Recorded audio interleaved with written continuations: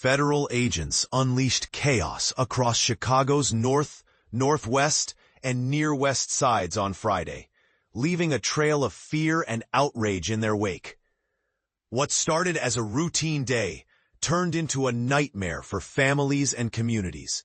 As Immigration and Customs Enforcement, ICE, officers swept through neighborhoods, making arrests in areas less frequently targeted during President Donald Trump's aggressive Operation Midway Blitz deportation campaign.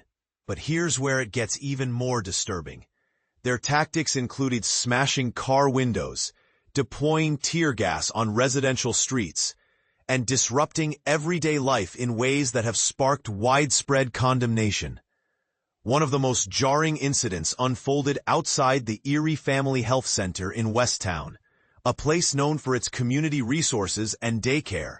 Imagine being a child and witnessing federal agents in camouflage gear shatter a car window, drag a man out of his vehicle, and ignore pleas from his 8 months pregnant partner, who was inside the center for an appointment. Videos posted on social media captured her desperate cries, while bystanders, including 22-year-old Autumn Brown, watched in horror. "It was terrifying," Brown recalled. "I just keep thinking about the kids and how they had to witness that." And this is the part most people miss. The rapid response from neighbors and community members, who blew whistles, demanded warrants, and tried to protect their fellow residents. Kevin Davis, a spokesman for the health center, described the scene as a violent interaction that left the community shaken. "We want to make sure community members feel safe," he said, though the events of that day seemed to undermine that very goal. But here's where it gets controversial. State Rep Lillian Jimenez called the detention of the soon-to-be father unacceptable and likened it to kidnapping. This bold statement raises a critical question. At what point do enforcement actions cross the line into human rights violations? Should federal agents have the authority to use such aggressive tactics in residential areas, especially when children are present? We'd love to hear your thoughts in the comments. The chaos didn't stop there.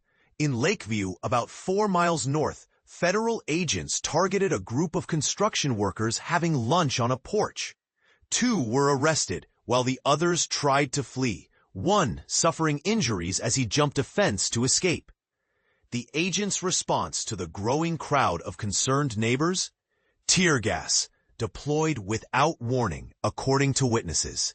"They're using their First Amendment rights to use their voices," said Alderman Bennett Lawson, "and tear gas was deployed in violation of every order that has been issued." Vicky Mavrius, a resident who lives near the scene, described the agents' behavior as unnecessarily aggressive. "There was no violence going on," she said. "People were asking for warrants, asking for the man's name, and an ICE agent was screaming obscenities back at them." The tear gas lingered for over an hour, a stark contrast to the quiet, family-friendly atmosphere of the neighborhood. Here's the bigger question. Are these tactics making communities safer, or are they sowing fear and distrust? As reports of sightings flooded community Facebook groups in Westtown, Ukrainian Village, and Wicker Park, it's clear that the impact of these raids extends far beyond the individuals arrested. Families are left wondering if they're next, and children are exposed to scenes no one should have to witness. The U.S. Department of Homeland Security and U.S. Customs and Border Protection have yet to comment on these incidents. But one thing is certain. The events of Friday have left an indelible mark on Chicago's communities. What do you think? Are these actions justified, or have they gone too far? Let us know in the comments. This is a conversation that needs to be had.